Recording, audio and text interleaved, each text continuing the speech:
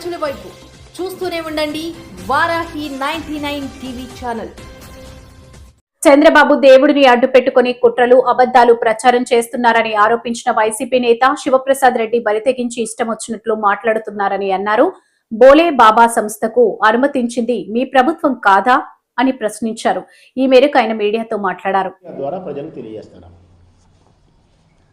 మొట్టమొదటి దీనికి బీజము ఆజ్యము చంద్రబాబు నాయుడు 2024 సెప్టెంబర్ 18వ తారీఖున 2024 సెప్టెంబర్ 18 ఆయన ముఖ్యమంత్రి అయిన మరుక్షణమే గాలి వార్తను ఆధారంగా చేసుకొని కేవలం జగన్మోహన్ రెడ్డి గారిని సర్వనాశనం చేయాలా, వైఎస్ఆర్ కాంగ్రెస్ పార్టీని భూస్థాపితం చేయాలా, ఈ దేశంలో ఉండబడిన హిందువులందరి హృదయాలలో జగన్మోహన్ రెడ్డి పట్ల విపరీతమైనటువంటి అసఖ్య భావాన్ని కలిగించాలా, ఈ ఒక్కదాని కోసం దేవదేవుడైన వెంకటేశ్వర స్వామి పట్ల ఆయనకు భక్తి లేదు, బదారికి ఇచ్చినాడు. ఆయన పదవి మీద ఆయనకు గౌరవం లేదు, ఈ ముఖ్యమంత్రి స్థానంలో ఇంకా ప్రవర్తించకూడదు కదా అనేది లేదు. దేవదేవుడైన వెంకటేశ్వర స్వామి యొక్క భక్తుల మనోభిప్రాయాన్ని దృష్టిలో కూడా ఆయన పెట్టుకోలే. మాకు ఇవన్నీ సంబంధం లేదు, గడ్డి పొరగనైనా సరే బ్రహ్మాస్త్రంగా మార్చుకునే దానికోసం, జగన్ను నాశనం చేసేదానికోసం గడ్డి పొరకను సైతం బ్రహ్మాస్త్రంగా మార్చుకునేదానికి ఎన్ని కుట్రలైనా పన్నుతా, ఎన్ని అబద్ధాలైనా చెబుతా, ఎన్ని మోసాలైనా చేస్తా. అధికార దుర్వినియోగానికి పాల్పడి ఈ కార్యక్రమాలు చక్కబెడతా అనే సిద్ధాంతంతోనే 2024 సెప్టెంబర్ 18 ఆయన గాలి మాటను పట్టుకొని మాట్లాడినాడు. జంతువుల కొవ్వు కలిసింది, స్వామివారికి నైవేద్యంగా ప్రసాదాన్ని ఏవైతే లడ్డూను నైవేద్యంగా మనం సమర్పిస్తారో తిరుమలలో, అందులో పంది కొవ్వు, గొడ్డు కొవ్వు, చేపల యొక్క నుంచి తయారైనటువంటి వచ్చినటువంటి నూనె, వీటిని కలిపి లడ్డు తయారు చేసి స్వామివారికి నైవేద్యంగా పెట్టినారు. దాన్ని ప్రసాదంగా మనం స్వీకరించినాం. ఇంతటి ఘోరమైన పాపానికి జగన్మోహన్ రెడ్డి గారి ప్రభుత్వము, టీటీడీ బోర్డు చైర్మన్లు, ఈఓలు ధర్మారెడ్డి, భువన కరుణాకర్ రెడ్డి, వాళ్ళ చిన్నాయన సుబ్బారెడ్డి, వైవి సుబ్బారెడ్డి, వీళ్ళంతా పాపం చేసినారు, మహా అపచారం చేసినారని చెప్పి ఒక ఘోరమైనటువంటి ప్రకటన చేసినాడు. నేను అడుగుతా ఉన్నా ఈరోజు ముఖ్యమంత్రి గారిని, నిజంగా మీరు మంచివారైతే, వెంకటేశ్వర స్వామి పట్ల మీకు భక్తి కలిగిన వారైతే, లేదు ముఖ్యమంత్రి స్థానం పట్ల మీకు సరైనటువంటి గౌరవం ఉంటే, అది లేదు భక్తుల యొక్క మనోభిప్రాయాలు దృష్టిలో పెట్టుకొని మాట్లాడాలనే ఉద్దేశంగా మీకు ఉంటే, ఒకవేళ ఎవరైనా నీకు పోలీసు కానీ, ఇంటెలిజెన్స్ రిపోర్ట్స్ కానీ, లేకుంటే మీ దగ్గరుండే వాళ్ళు గాలి వార్తలు కానీ, ఏదైనా జంతువుల కొవ్వు కలిసిందని నీకు తెలిసి ఉంటే నీవు గోప్యంగా ఉంచుతావు, దీన్ని బహిరంగంగా ప్రకటన చెయ్యవు.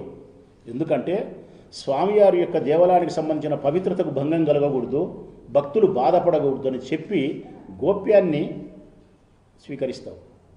నీకుండబడిన అధికారాన్ని పురస్కరించుకొని సిబిఐ చేత దర్యాప్తు చేయించి నిజానిజాలు నిగ్గుదేల్చే ప్రయత్నం చేసి నిజ నిర్ధారణ జరిగిన తర్వాత బహిరంగ ప్రకటన చేసి ఉంటే నీది న్యాయం.